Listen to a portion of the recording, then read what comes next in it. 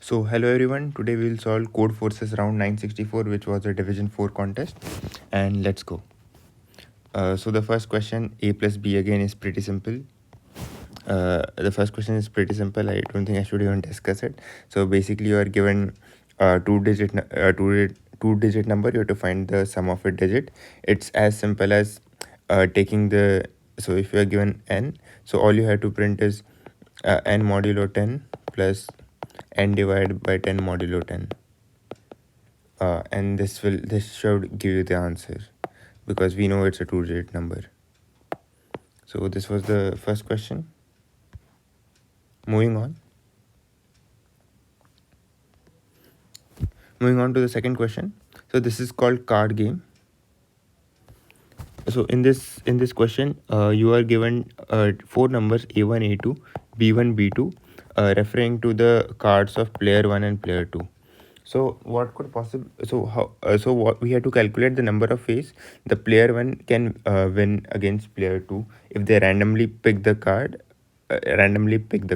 So how the game goes is player 1 will pick a random card, player 2 will pick another random card, and now if player 1's card is greater than player 2's card, in that case player 2 wins this round, and after that player 1 will pick up his another card and player 2 will pick up his another card, and if again player 1 wins, if player 1 wins then it is considered, if player 1 wins then it is considered the entire game won by player 1.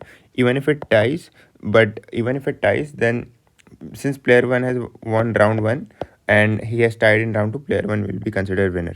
So we have to calculate the number of ways in which player 1 can win. So this is pretty simple. So what you have to do is, if A1 is greater than B1 and A2 is greater than B2, uh, it can happen that A1 is matched with B1 when player 1 picks A1 and player 2 picks B2. This is one case. And another case is when player 1 picks A1 and player 2 picks B2, and the other way around. So if this condition is true, there are two ways in which player 1 can win. So basically, if player 1 picks card A1 first, or and like this happens in the first round and this happens in the second round, or vice versa. So there are two possible games in which player 1 can win. Similarly, if this condition holds, then we'll win another two games. How else can a player 1 win the game? So it might happen that A1 is greater than B1 but A2 is equal to B2. So in this case, player 1 wins the round 1 but player 1 ties the round 2. So in that case also, player 1 wins. So this will contribute to two more rounds. So similarly, we can write A1 greater than B2 and other two equal, A2 greater than B1 other two equal, and A3 greater than B3. Sorry. A2 greater than B2 and other two equal. So in all these cases, player 1 wins. So if any of these condition holds, we'll just add 2. So this was the second question. Moving on.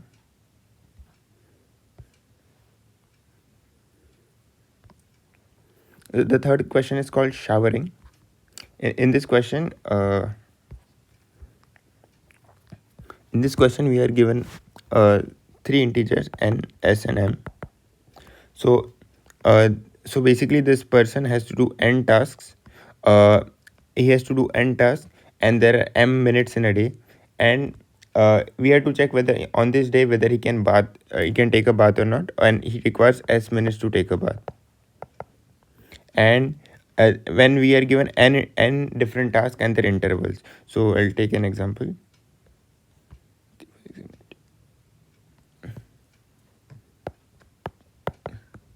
3, 5, 6, 8, and 9, 10. Okay, so in this case, there are 10 minutes. There are 10 minutes in a day, and he has three tasks: 3 to 5, from 3 to 5, 6 to 8, and 9 to 10, and he requires 3 minutes to take a bath. And we are also told that none of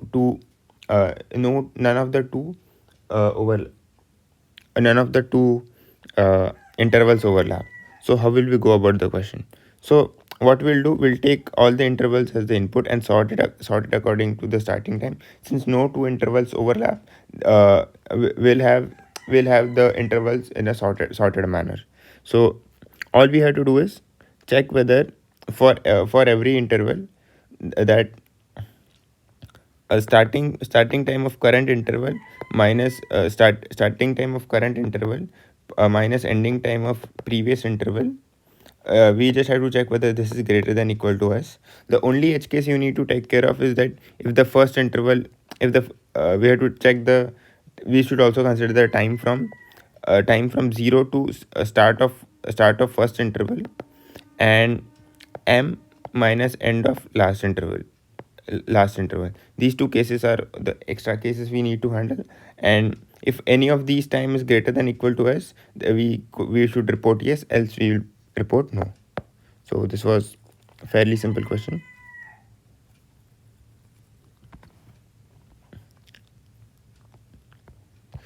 Moving on.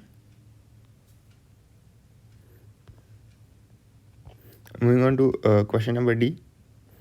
So in this question, you are given two strings.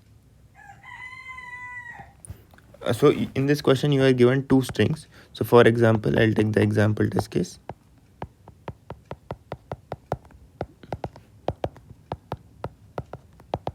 And in this question, you are given two strings, and the first string contains some question marks, some question marks. So you have to, what you have to do to check if there exists a string that can be made from this string by replacing the question marks, such that the second string t is a uh, is a su- is a substring in S.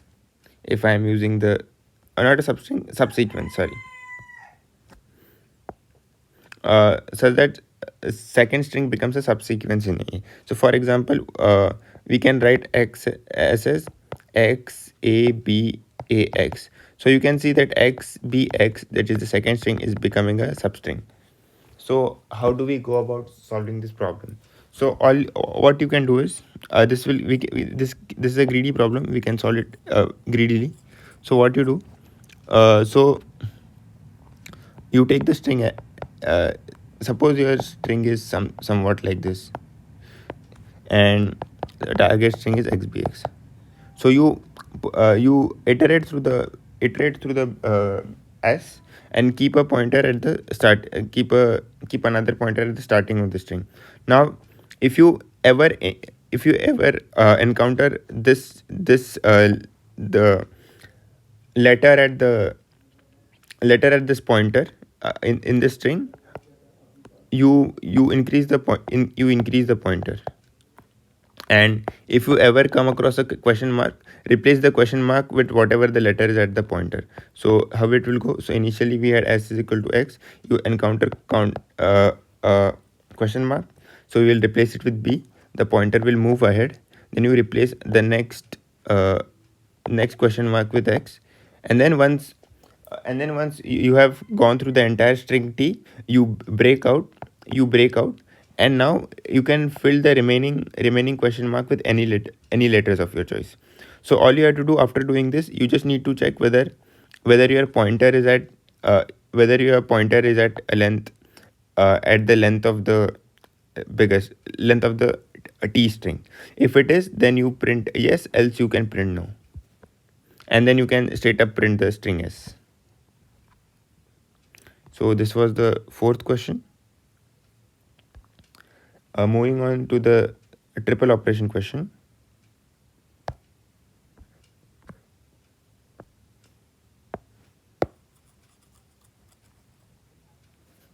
In this question, you are given an L and R. So for example, let L and R be 2 and 4. So what you have to do, all the numbers from 2 to L to R inclusive are written on a board. And in one operation, what you can do is, you take two different numbers, and you multiply one by 3, and divide the other one by 3. Like take the ceiling of the division. So for example, if I choose these two numbers, I will divide 2 by 3 to get 0, and you multiply this number by 3 to get 9 and 4, something like this. Okay. And now something like this. So what our task is to find the minimum number of operations to make all the numbers, minimum number of operations to make all the numbers 0. So how do we go about it?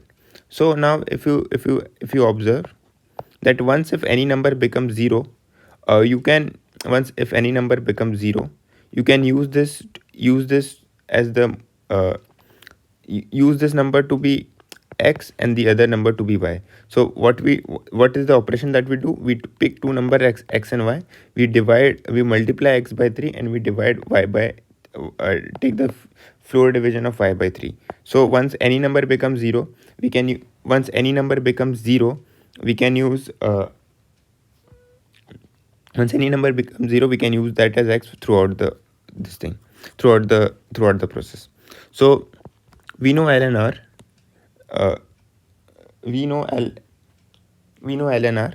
So what we can do? So uh, so now we definitely know the L will take the least amount of time to make it equal to 0, and for that some other number will have to be multiplied by 3 that many times as much this number takes, as much time it takes for this number to reach 0. So how much time does a given number I takes to reach 0? It is essentially the number of essentially the number of digits in its ternary representation. So for example, take 8. So 8 in ternary can be written as, uh, if I'm correct, it is written as 1, and if I'm correct, it is written as uh, so 8 divided by 3 is uh, modulo 2, and wait, I'm messing up my ternary skills. So 8 is written as 2 in ternary. So 3 2s are 6 and plus 2 is 8. So 8 is written as 2 in ternary. So 8 is written as 2 in ternary. The length of this is 2, and you can see 8 can be divided 2 times by 3. So 8 divided by 3 gives me 2 ones, and then 2 divided by 3 again gives 0. So by floor division. So 8 requires 8 requires the length of its ternary representation many length of its ternary representation many operations to make it equal to 0. So we'll we'll find that we'll find this using we can find this number, and similarly we can find the number of operation needed to make r equal to 0. So suppose you are given some interval 3 4 5 6, from 3 to, so to make this guy 0, we'll need each of these guys equal to uh, equal to 0 using single operation. We need two steps, but now to make 3 0 we'll need two steps, but at the same time some other person will have to be multiplied by 2 twice, multiplied by 3 twice. So so for example, if I choose 6 to be multiplied twice, so this number will become 6 9s are 54, and we already have spent two operations to make this 0. So we have spent two operations to make this 0. Now since we have 0, all we have to do is divide each of the other numbers by 3. So the total number of operation will be uh, the length of ternary of smaller number plus so essentially 2 times the length of ternary of smaller number, because once we are dividing it here, we also have to compensate it somewhere else again, plus uh, length of ternary of all other numbers, of all other numbers. So this is a way to do it. So so we can calculate the the length of the ternary of a number in log n time, and since the L and R since L and R are less than equal to 2 into 10 raised to 5, 10 raised to 5, we can uh, less than 10 raised to 5, but the number of test cases are of order 10 raised to 4. So we cannot just go about every, we just cannot check for every LNR. So we need to be smart about it. So what we'll do is, so what I'll do, I'll just show you the code that I've written. Where are my submissions?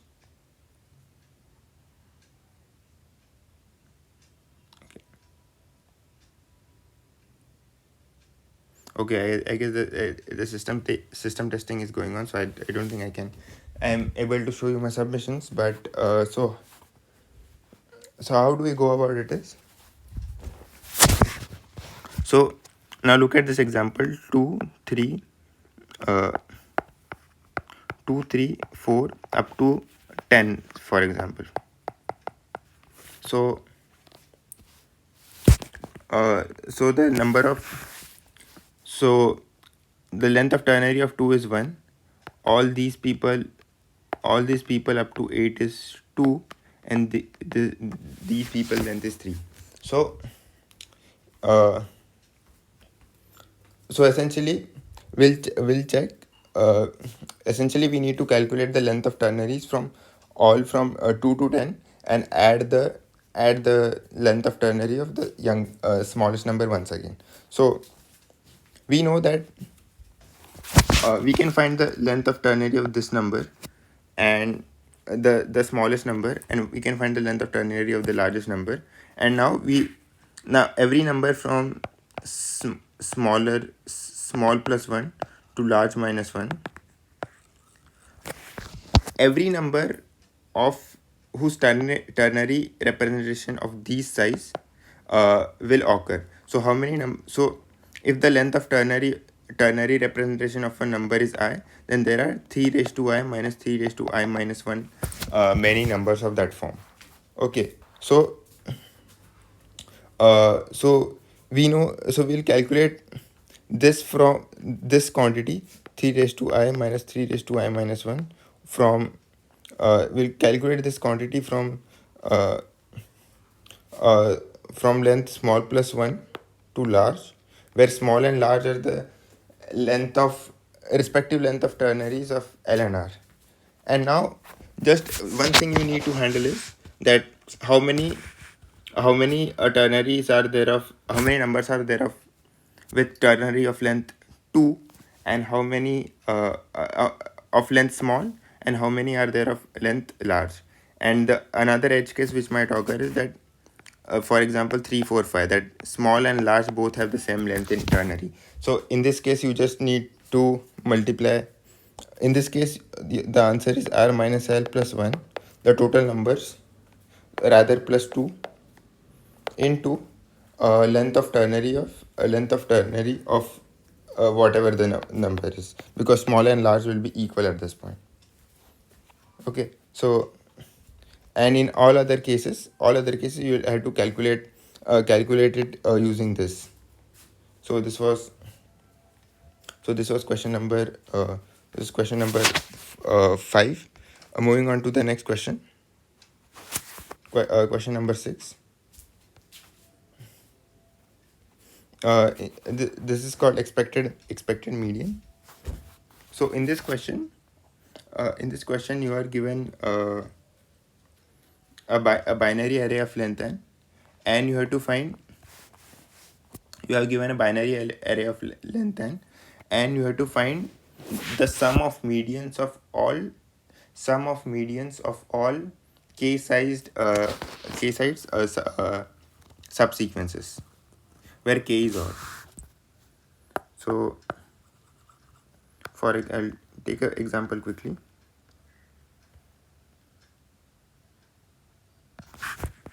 So 6 3 1 0 1 0 1 1. So we have to take all the subsequences of length 3, and sum their medians. So now the thing is and we also have to take modulo 10 raised to 9 plus 7, because this number could be really large. So how do we go about it? So when we create so let us see how many subsequence of length 3 can exist. That is exactly equal to 6c3. In this case there will be total 6c3, and 6c3 turns out to be 6 factorial upon 3 factorial 3 factorial, and this evaluates to 20 if I'm correct. This evaluates to 20. So there are total 20 subsequences of length 3. Now in that we have to check how many. Now in this we have to remove those subsequences which will have median as 0, and only those. So since we need subsequences of length 3, if this subsequence is either 2 or 3, if the subsequence of either 2 or 3 zeros, those will have median to be 0. So in that case,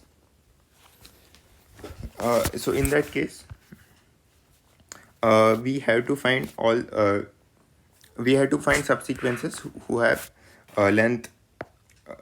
We have to find subsequences who have 2 zeros in them and 3 zeros in them. Since the total, the big, since the entire array, the entire binary array have only 2 zeros, we cannot have subsequences with 3 zeros. So number of arrays of this form will be 4 in total. So number of subsequences such that it has exactly 2 zeros will be 4. So you can have these two, you can have these two and this one, these two and this one, this two and this one, these two and the last one. So there are 4 subarrays in total. So how do we go about calculating this? So the idea is you find all the subsequence of length k and subtract the one which has 0 as their median. And for any sequence to have 0 as their median, we'll need to have, so we'll need to have k plus 1 divided by 2, at least this many zeros. At least this many zeros are needed, and we can have at most min of k, or count of so whatever the count of 0 is in this array, at most that many zeros we can have.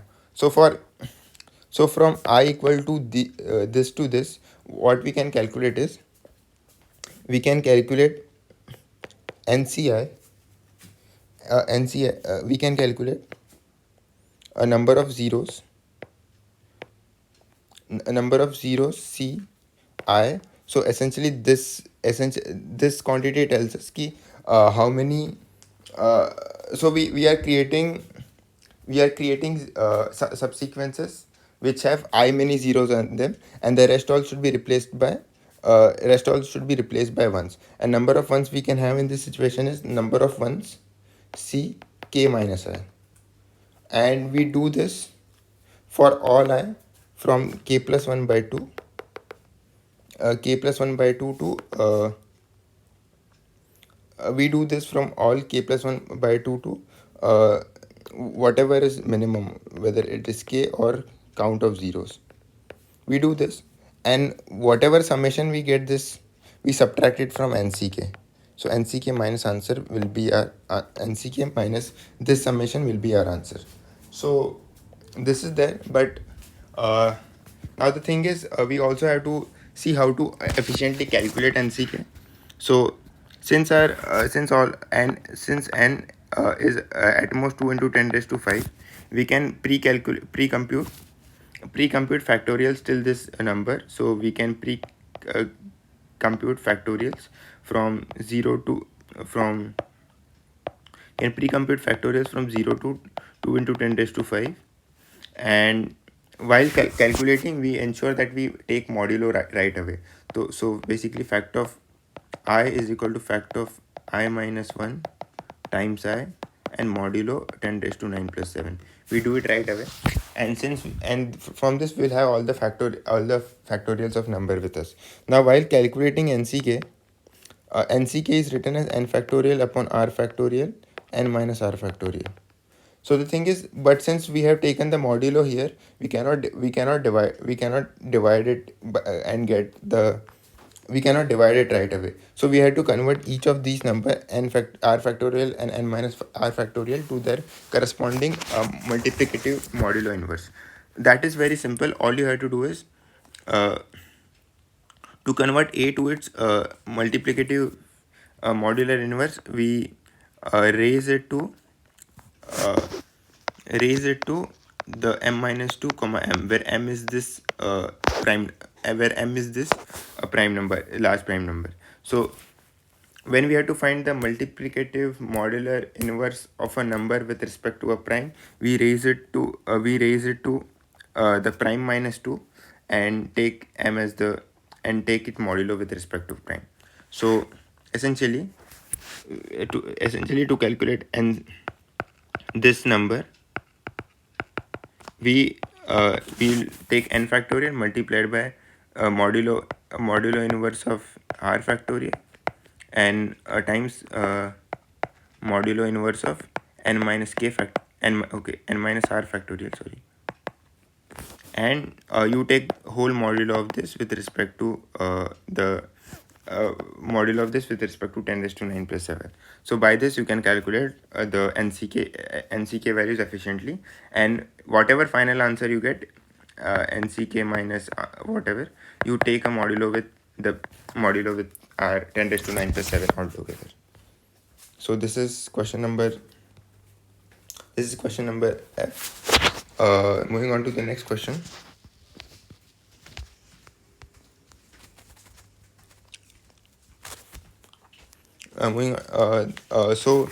So I will directly explain the hard version of ruler, because I'll explain the hard version of ruler, not the easy one, because both questions are the same, and just in the easy version you have to you are allowed more queries. So the easy version is so in this question we are told that we are given a ruler which has a number missing, and since it has a number missing on it, any length, it has a number missing on it, so any length that is greater than or equal to that missing number is reported as that number plus 1 to us. So so that is the case. So in this case,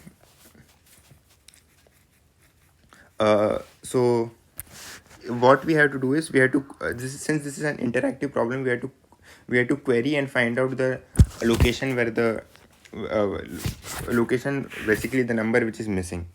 So we'll do this using ternary search. So we know that the missing number is between 2 to 999, which are our left and right indices.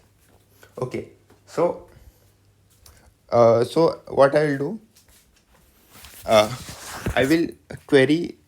So we can query the system in the format of two numbers x, a rectangle in the format of rectangle of two lengths, a rectangle of lengths x and length and breadth x and y, and then it will measure this length with the scale and return its area. So if suppose, without loss of generality, if x is less than y and the missing number is between x and y, so it will report x as x, but it will report y as y plus 1, and we will get essentially whatever the answer will return will be x into y plus 1.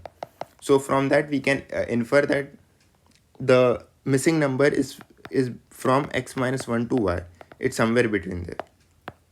So we'll use this for our ternary search. So what we do,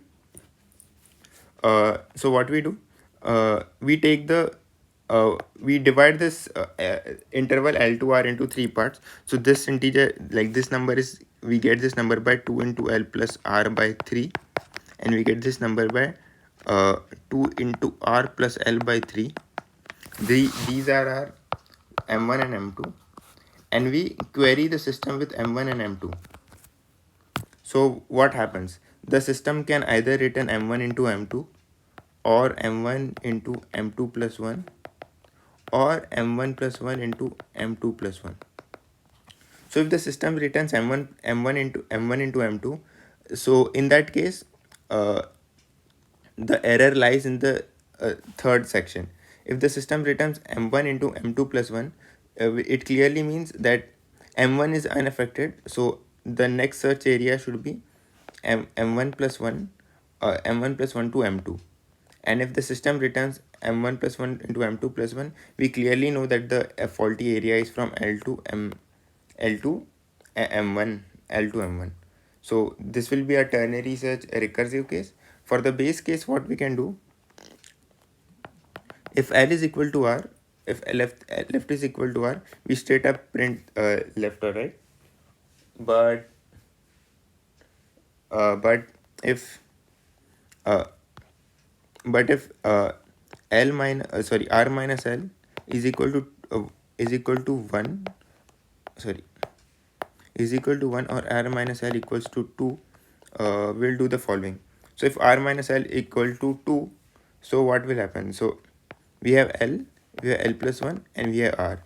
So we will query L and L plus 1, and if we'll query L in and L plus 1 into the system, if we get L plus 1 into L plus 2, which means definitely L is the faulty part. If we get L plus 1 into L plus if we get L into L plus 2, which means this is the faulty part, and if we get L into L plus 1 correctly, which means R is the faulty part, so we'll report R. So this, if and if R minus L is equal to 1, L and R, so we'll just query L and R. If we get, so the only thing we can get here is L plus 1 into R plus 1. In that case, L will be our answer, and if we get L into R plus 1, in that case R will be our answer. So using this, we can, now we have to prove that this can be done in 7 queries. So in every query, our search space is getting one third. So our search space is getting one third. So initially our search space is of the size 999 minus 1, maybe 998 for the, and if we do 3 raised to 7, this is 2187 if I'm correct. So essentially we can, if our search space is this big, we can still get the answer, and since our search space is smaller than that, we can definitely answer our question in 7 queries. So yeah, that's it for today.